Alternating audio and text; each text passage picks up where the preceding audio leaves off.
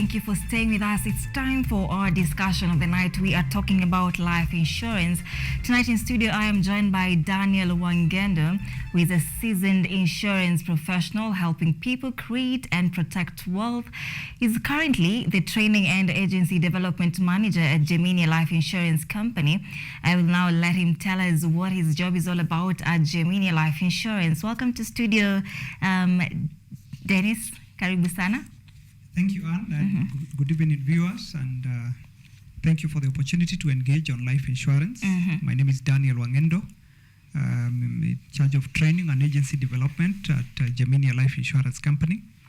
And my work entails training life insurance agents, those people who do distribute the products to the public, as well as engaging the public in group presentations whenever we involve them in terms of finance and personal financial management.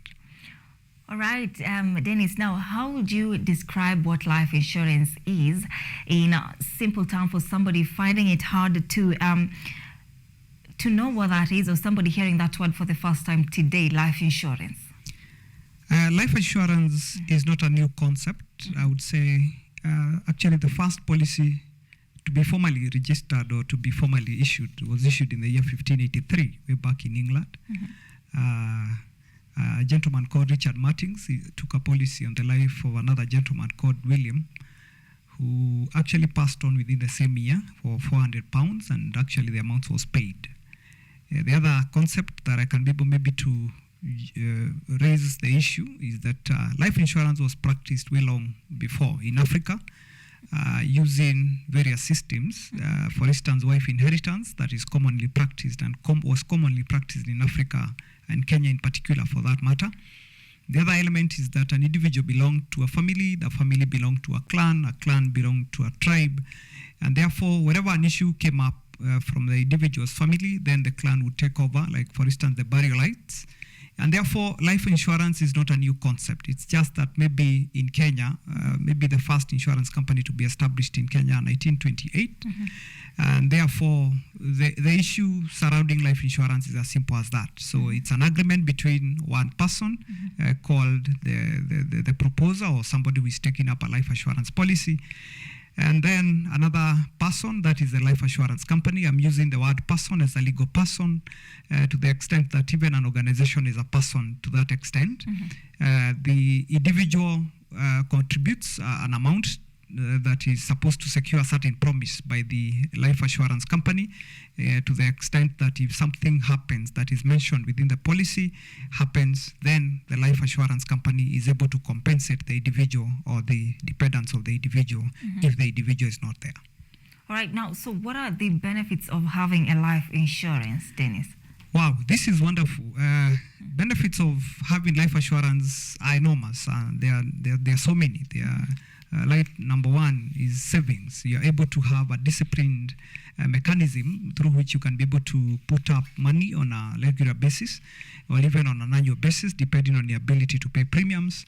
And then at a particular point in time in future, you're able, of course, to redeem that money that can be used to be put in several projects depending on your plan in future. Number two, you can be able to use life assurance policies for retirement planning for those people who are young. Majority of them could be starting employment at the age of 25 years. They have a span of about 35 years to save for the purposes of their retirement. You don't think about retirement when you're 55 or when you're 59 years old. You start thinking about retirement when you're still young. So number three, you still do what you call tax planning. You know, from the 1st of January or January of 2003, the government came up with what you call the tax relief benefit, whereby anybody contributing in a life assurance policy in Kenya gets what you call 15% of the premiums is deducted from their payee before the employer remits such amounts, or even at the time of filing your returns, you are able to use that as a as a way of recovering the amounts that you've already paid to the government in form of taxes. Number two, you're able to use life assurance policies for the purposes of ensuring that you have a peace of mind as an individual, be it a breadwinner or somebody who has loved ones who they depend on, and therefore you have that element of believing and knowing that even if any eventuality comes up and happens, your loved ones will have something to fall back onto in future. Among others, we are talking of an individual, corporates, like organizations and even SMEs have an opportunity to take up such products for the purposes of making sure that their employees are well motivated and they have that peace of mind while working, because they know that even when something happens while still under employment, then they are beneficiaries or dependents have something to fall back onto, and their future is somehow safeguarded in future. All right, my director has just reminded me that I've called you Dennis for the second time. I'm sorry about that. So anyway, how does one choose the best insurance company now to cover specifically for life insurance? Okay, when it comes to choosing insurance companies, number one, maybe I can be able to indicate that any insurance company in Kenya, as long as they are operating within the boundaries of this country, are regulated and supervised by Insurance Regulatory Authority. And to that extent, I would say that all companies offering life assurance companies are legitimate to do so within the jurisdiction of this country. Number two, the other element that you can be able to look at is the stability of the company in terms of honoring claims and paying up the payouts that they have promised the customers that they're going to pay out at the right time in future. Number two, you need to maybe, if possible, and much of this information is within public domain, you can be able to check out on the professionalism of the persons managing those organizations, their qualifications and technical know-how and expertise, as and when you would wish to move on in terms of taking up such. The other thing could be in terms of the people distributing the products from these organizations, how well are they versed with the products they are distributing, and so forth and so forth. Then you can be able to pick up depending on your needs as an individual and your aspect in terms of what is this that you want to invest in future. Yeah. Now tell us about the different types of life insurance policies and what to look out for when selecting one to commit to.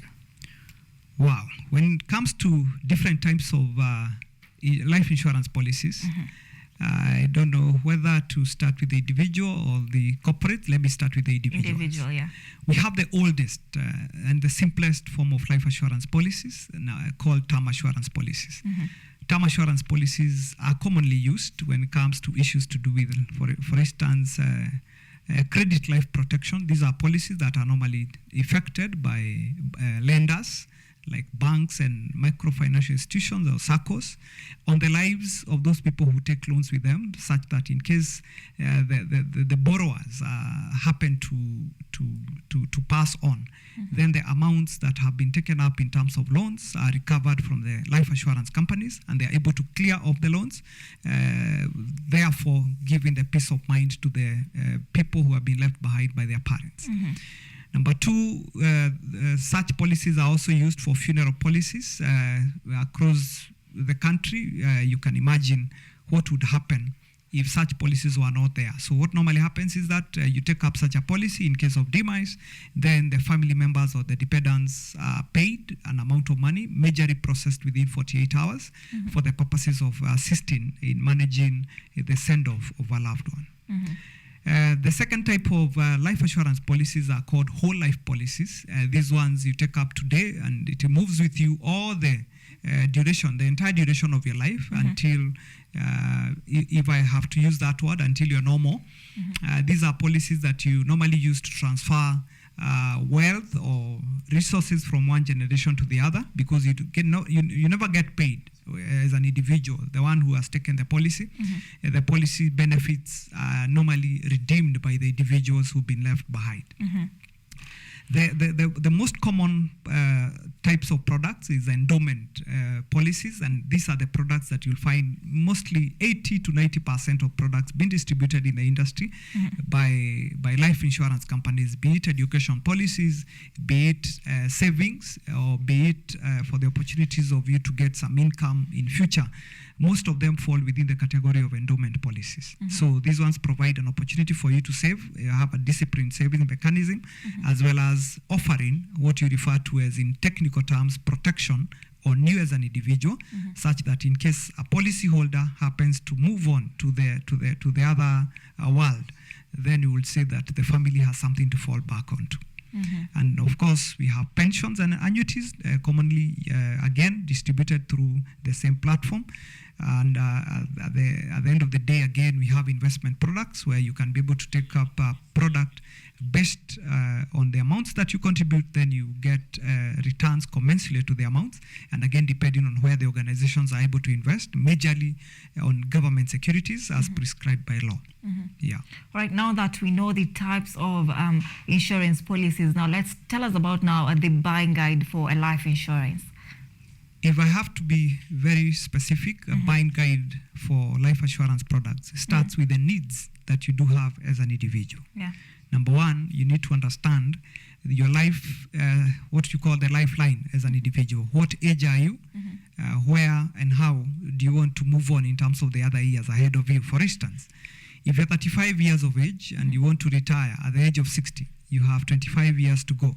So what are the other milestones that you want to undertake between the age of 35 to the age of 60? So as an individual now, you need to come up with a way of analyzing the needs that you have as an individual. So we do advocate for what you call personal financial needs analysis, where you are able to understand and to provide a span of where and how you want to invest in future and what the needs that you have in future. From there now, you're able now to be guided accordingly based on your finances in terms of ability to pay, and of course in terms of your appetite in terms of, are you somebody who wants to invest or to save for 30, 40, 25 years, or are you an individual who just wants to save short term? So depending on the needs that you have in future, then we are able now to guide you accordingly and provide a commensurate product that is able to suit your needs as an individual. Yeah. Now, Daniel, I understand everything has a disadvantage, everything. Now, tell us about the disadvantages of signing up for a life insurance. Wow, for the 20 plus years that I've been in the industry, I'll be very sincere. Yeah. Anybody who has understood the needs of a product and they have signed up for the product and they have paid and honored their payments the way they're supposed to do, I can guarantee I have never seen anybody talking about disadvantage. Actually, I would rather talk about disadvantages of those who do not take policies rather than disadvantages of those who have. So an individual who signs up for a product, I can guarantee the advantages are close to 100% if I have to say that. Yes. So who needs life insurance specifically? Is it the old, the young, a newly born child? Who needs it?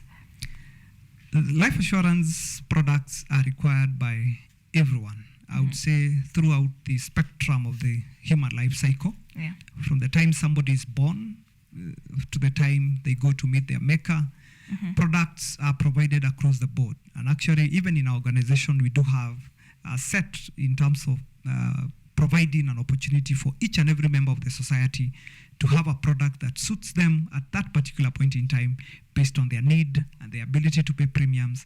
And of course, in terms of what is that speculation they have in future, what do they want to do in future with the products that they sign up from us. Yes. Now, after how long does life insurance pay out? In terms of payouts, again, depends on what product have you taken up and how. Now, for instance, if it's an endowment product mentioned earlier on, and it's up for 10 years, then and you're still alive, then you'd expect payouts to be made at that particular point in time. If it is for 30 years, again, you'd expect it to be paid after 30 years. For those people now, maybe who have taken, let's say, a funeral cover and God forbid, they have gone to the other place, then we would say that such a payout is done within 48 hours. But in most cases, stipulated by law, depending on the documentations available and provided for by the claimants, those people who are claiming for dues from an insurance company, then we would say that monies are supposed to be paid depending on the type of a policy. Number two, if an organization or if an individual has any complaint that maybe they are not satisfied with the services provided, then Insurance Regulatory Authority provides an avenue for people to air their complaints. And I can assure you, the authority offers a hearing ear to the clientele out there, and you're able to be sorted or to be sorted within reasonable time. Yes. Now, Daniel, Kenyans are not taking life insurance, and there's a lot of conspiracy theories revolving around it. Some have branded it as a death sentence. What should be done to create awareness on the importance of having a life insurance? I did an interview with a section of Kenyans last Friday, and these are one of the sentiments I got from a couple of them. So what should be done to create awareness on the importance of having life insurance? Life insurance ni ile pesa unatoa kidogo kidogo kila mwezi ya kusimamia kama uko mgonjwa unaenda kutibiwa naye. Lakini mimi kwa nini nilikuwa natoa? Kwa nini niliwacha kutoa? Maana unatoa ikifika sasa ile uko mgonjwa ukienda wanakuambia sisi hatuhusiki na hii. That was just one of them. That the lady was saying she no longer takes life insurance because it's not serving her. So what should be done to create awareness on the importance of life insurance? Maybe I would wish to veer off from that belief. For the purposes of this interview, I would say that Kenyans have taken up life assurance policies. For instance, what percentage? For instance, the year maybe I can. For instance, the year 2021, close to over 35 billion Kenyan shillings was paid by persons in this country for the purposes of their life assurance policies. Yeah. So, in maybe comparison to GDP, maybe the entire 2021, we would say about 1% of what was contributed within the nation. And therefore, the belief that maybe according to the videos I listened to, I would say that majority of Kenyans may not have had the ability to hear or to get people to educate them or to create awareness to them. Right. But a better percentage of Kenyans have life assurance policies, and they have appreciated the need for life assurance policies. Maybe one of the ways through which that we can be able to promote the same is through entrenching the same within the curriculum that we do have in our nation, right from an early age. Children should be able to understand the need for life assurance policies through high school, through university, and even maybe in future, not now, maybe the government can even think of, especially for every person who is employed in this country, there should be maybe a law in the next several years making it compulsory for each and every Kenyan to have a form of life assurance policy, so that you can be able to solve majority of the issues that you've been able to see across the country. Some of the issues that maybe embody most of us or engulf most of us, if I have to say, is an issue of taking care of the loved ones. For instance, when it comes to educational needs, if I have to give an example of that. In today's bulletin, I have seen issues to do with university fees being hiked, as well as a section of Kenyans who had gone to complain in some quarters about the school fees. Right. When it comes to the issues of school fees, I'm very passionate about it because you and I know that we are where we are because somebody sacrificed for the purposes of taking us to school. In a study by IMF in the year 2016 titled Digital Finance and Innovations on Education Funding in Kenya, it was a shocking revelations that 75% of households in Kenya have either lacked entire or part of school fees in terms of taking their children to school. Education policies within the endowment platform in life assurance companies offers you an opportunity to save long-term for the purposes of taking care of your children. All the loved ones or your brothers or sisters or grandchildren that you could be taken care of in terms of educating them in the future. Secondly, If we do not take care of them now, we normally say that a decision delayed is a decision denied. In terms of you delay making decisions for the children's education today, for instance, for those who have young ones, or those who are taking care of their brothers or grandchildren or loved ones. You will not postpone their need to go to school in future. And therefore, it is important for you as a parent to make sure that besides other capital expenditure or recurrent expenditure, an amount, X amount, preferably 10% or so, if you have the income, then you can be able to set aside that for the purposes of taking care of the educational needs in future. Of course, we cannot be able to deny the fact that retirement income is a big issue when it comes to our society. You have seen grandparents and our parents suffering out there. And therefore, it is an opportunity for each and every person who is making a coin or 2 coins or 3 coins out there to make sure that they safeguard the future by making sure that they save for the purposes of future consumption as an individual. Yeah. All right, Daniel, thank you so much for making time for us tonight. Allow us to conclude it at that point. This is a very big topic, and I think we will have another segment to talk about it in depth. We are taking a very short break at this point. You're coming back with more sports, so stay with us.